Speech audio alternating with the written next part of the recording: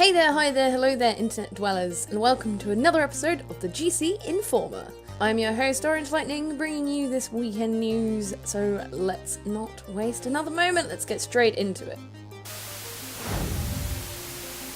Apparently, when I feature in other GameCast shows aside from this very news episode, I end up bringing with me the luck of talking about something and then it gets released a few hours later before the video goes live. So, sorry, but another example of this is the Binding of Isaac Repentance, a very small teaser trailer that was released the other day, a new thing for the Binding of Isaac, and at PAX West it was announced that this will be the final DLC for the Binding of Isaac.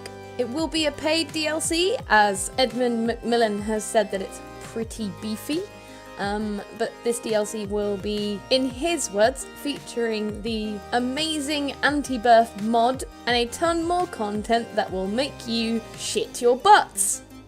What more could any Binding of Isaac fan want? But it is expected to have new soundtrack, new story bits, new cutscenes, and more poop. There isn't a release date for this yet, but it is in the works, and I'm sure you will see stuff on it from the people who are at PAX West, because it is currently playable there, so what?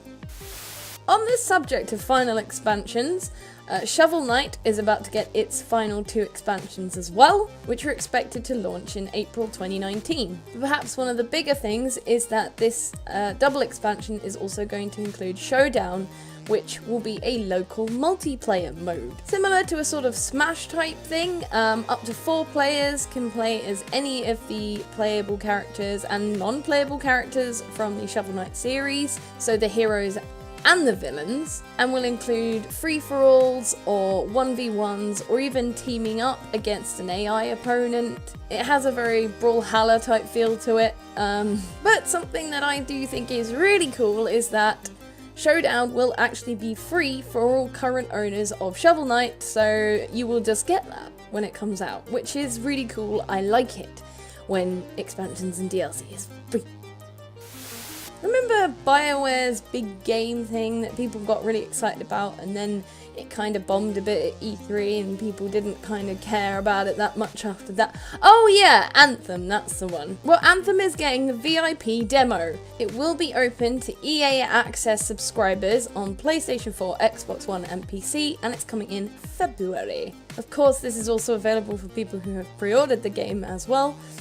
This was also announced at PAX West, alongside a lot of stuff about, well, more detail about how Anthem is going to have a impressive storyline in a multiplayer world. It's running with the tagline of "Our world, my story." The release of their new trailer is pretty boldly sticking with this sentiment, and even going so far as to use the words reinventions of storytelling.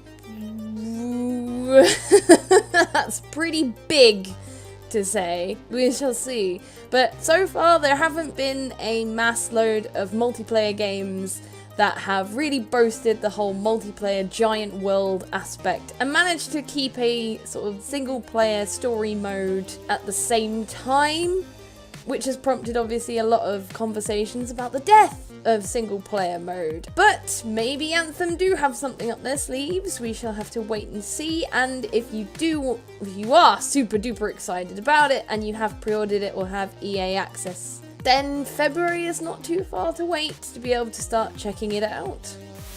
And finally, something I'm super excited for myself, because we're only a week away, in fact less now, from the new SpiderMan game dropping on the PS4, and there's a new mode announcement which is very small, but I think it's so cool. It's not uncommon to have some sort of photo mode in games before, but it really hits home with something like Spider-Man for the lore of Peter Parker and the fact that he takes pictures of Spider-Man for the Daily Bugle.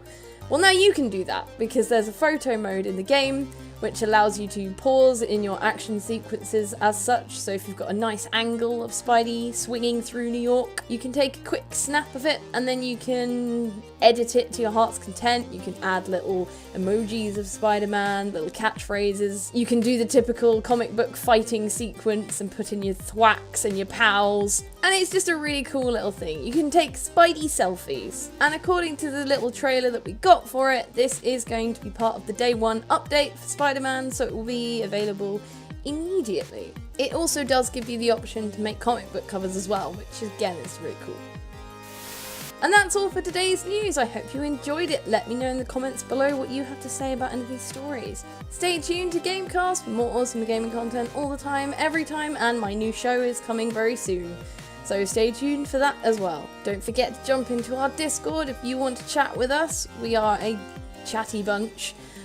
And hit us up if you want to get involved in the Gamecast. Not necessarily sticking your face in front of the camera, you can also be more involved behind the scenes as well if you'd like to. So that's all from me. I've been Orange Lightning. Enjoy the rest of your weekends, and I'll see you all again real soon. Take care for now.